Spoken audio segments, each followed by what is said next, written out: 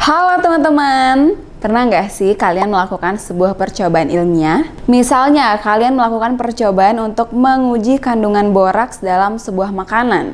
Nah, setelah kalian melakukan sebuah percobaan, kalian bisa menyimpulkan hasilnya loh. Hasil tersebut dapat kalian buat menjadi sebuah teks laporan hasil percobaan. Ngomongin laporan percobaan, kalian sebenarnya tahu nggak sih apa itu teks laporan hasil percobaan? Yap, sesuai dengan namanya, teks laporan hasil percobaan merupakan sebuah teks yang memaparkan informasi tentang hasil dari sebuah eksperimen atau percobaan yang telah kalian lakukan. Nah, kalian jangan tertukar ya sama teks laporan hasil observasi, karena teks laporan percobaan ini berbeda dengan teks laporan hasil observasi, teman-teman. Bedanya, kalau teks laporan hasil observasi itu hanya berupa pengamatan, sedangkan kalau teks laporan percobaan ini lebih memaparkan hasil tentang apa aja sih yang sudah kita kerjakan dalam sebuah eksperimen. Struktur yang terdapat dalam teks laporan hasil percobaan yaitu ada pernyataan umum dan juga uraian. Untuk lebih jelasnya, kita pelajari strukturnya satu persatu yuk. Oke, struktur yang pertama adalah pernyataan umum. Bagian ini berisikan penjelasan tentang tujuan dari percobaan yang dilakukan. Selain itu, kalian juga dapat menjelaskan mengapa percobaan dilakukan, kemudian teori atau materi apa yang dibuktikan, dan penjelasan lain tentang kenapa sih kalian melakukan percobaan itu. Misalnya nih, kalian akan membuat laporan dari hasil percobaan kalian dalam membuat pelangi buatan dari pembiasan cahaya. Berarti pada bagian ini kalian bisa menjelaskan nih tujuan dari percobaan itu untuk apa. Seperti itu ya. Lalu pada bagian ini kalian juga bisa menambahkan teori yang berkaitan dengan eksperimen loh teman-teman. Oke, struktur selanjutnya adalah uraian. Uraian ini berisi pembahasan secara rinci tentang percobaan yang kalian lakukan, mulai dari alat dan bahan, langkah-langkah, sampai hasil dari percobaan yang kalian lakukan. Bagian ini ditulis secara rinci dan objektif sesuai dengan eksperimen ya teman-teman. Kalau eksperimennya berhasil, berarti hasilnya bisa dijelaskan mengapa bisa berhasil. Tapi kalau hasilnya gagal, berarti jelaskan pula kenapa bisa gagal. Paham kan ya teman-teman sampai di sini? Oke, kita ke struktur yang terakhir nih adalah kesimpulan. Bagian ini berisi kesimpulan dari seluruh proses percobaan yang telah kalian lakukan hingga ke hasil yang kalian peroleh. Kalian juga bisa buat kesimpulan apakah percobaan yang kamu lakukan ini membuktikan teori pada bagian pernyataan umum atau tidak. Bagian ini juga menjadi penutup dalam teks laporan hasil percobaan. Gimana nih teman-teman? Sekarang udah paham dong ya sama struktur teks laporan hasil percobaan ini. Selanjutnya kita akan bahas ciri kebahasaan yang digunakan dalam teks laporan hasil percobaan. Ciri kebahasaan laporan hasil percobaan yaitu menggunakan istilah ilmiah, kemudian menggunakan kata kerja tindakan, menggunakan konjungsi penyebaban, menggunakan kata-kata perincian, dan menggunakan kata benda.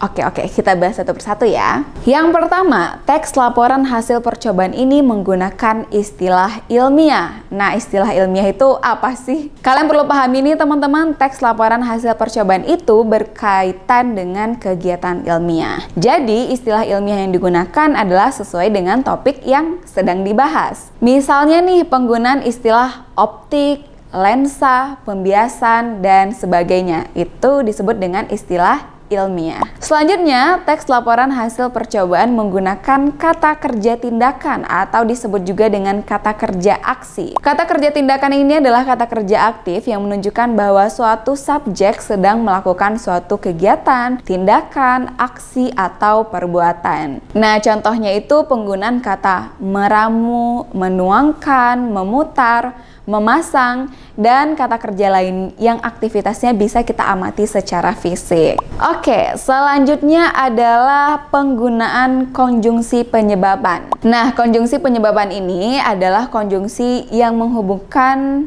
menyatakan sebab terjadinya keadaan atau peristiwa, teman-teman. Contoh konjungsi ini yaitu penggunaan kata karena, sebab, sehingga, akibatnya, dan sebagainya. Konjungsi ini digunakan untuk menghubungkan kalimat dengan kalimat yang menyatakan sebab akibat. Oke, ciri kebahasaan yang selanjutnya adalah menggunakan kata-kata perincian. Kata perincian merupakan kata yang merinci atau mendetail bagian-bagian kecil dari suatu objek atau topik yang sedang dibicarakan. Dalam laporan hasil pengamatan, kata-kata perincian ini biasanya digunakan untuk merinci langkah-langkah dari proses eksperimen yang sudah kalian kerjakan. Misalnya nih, penggunaan kata-kata seperti pertama, kedua, ketiga, dan seterusnya. Itu untuk merinci urutan langkah percobaan yang telah dilakukan. Oke, terakhir nih teman-teman, kaidah kebahasaan yang digunakan adalah penggunaan kata benda. Kata benda atau disebut juga dengan nomina adalah suatu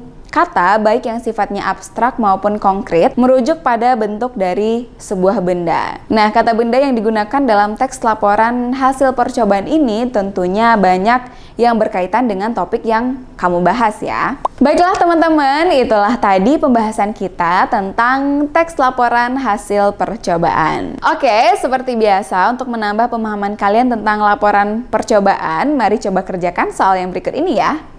Soal latihan nomor 1. Teks di atas merupakan struktur teks laporan hasil percobaan bagian.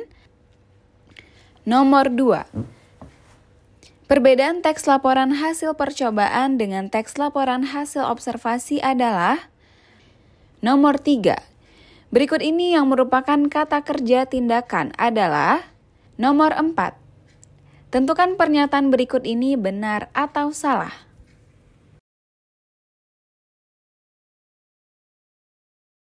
Gimana teman-teman? Apakah soalnya sudah selesai dikerjakan? Kalau begitu, mari kita cek jawaban dan pembahasannya ya.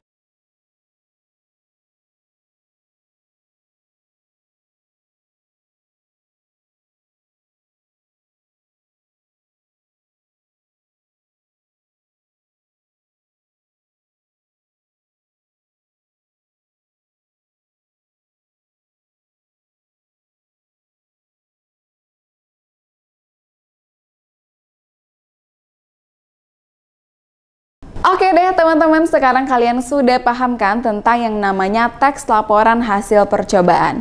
Sampai jumpa lagi di video-video berikutnya. Bye-bye!